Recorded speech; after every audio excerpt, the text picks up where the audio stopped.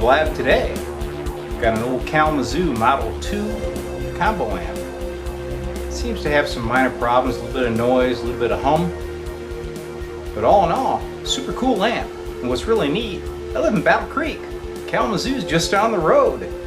Anyway, let's give this thing a check out, see what's going on. So first off, I know you can't hear it, but there is some low level hum coming from the speaker. So I need to look at the filter caps. But now if we go over here and look at the scope, I'm going to bring up a signal and watch the sine wave. See how it's dancing?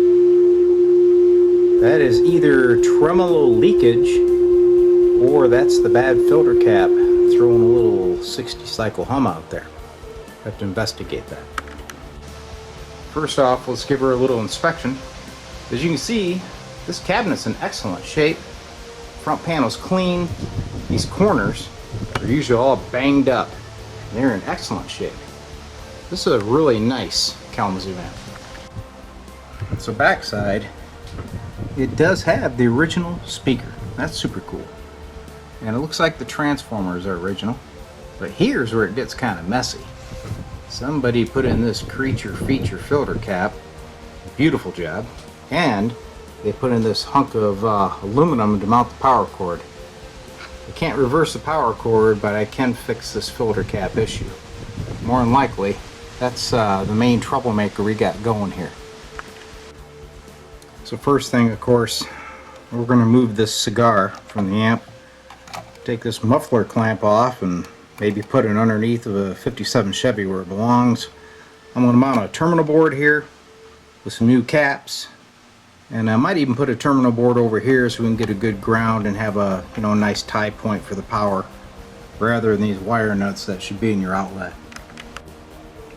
While removing this old cap, I did find the source of the hum issue. You can see these beautiful solder connections. They're just lovely. But look at the ground one. I can sit there and spin it. Okay, the ground never got soldered. So there we go. That's why the had that strange dancing hum on the scope. So as you can see, the new terminal board's installed. That's what we're going to mount our caps on.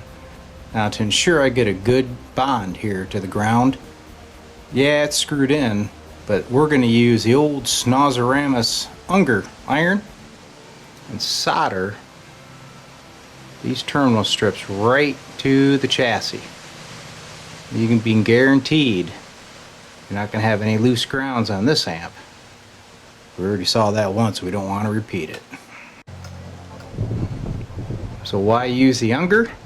Well, when I was growing up, my dad used to make slot car chassis out of brass plates and tubing using these irons. This is actually his.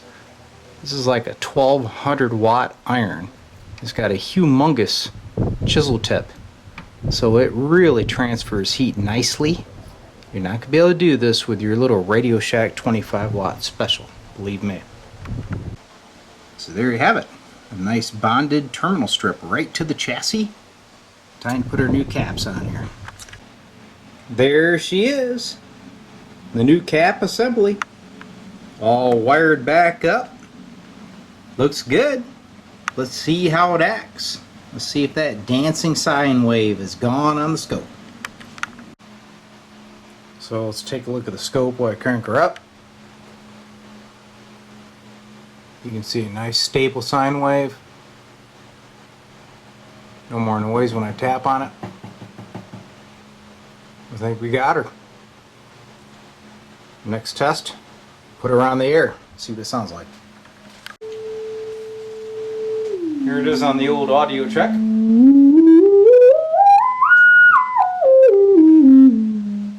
Seems to be working good.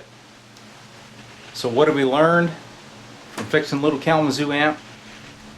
If you're going to fix the amps, guys, even though it is a little cheap amp, do it right. Spend the extra time, put it in the terminal boards, do a neat job. It's worth it in the long run because these things are going to be around longer than we are, right?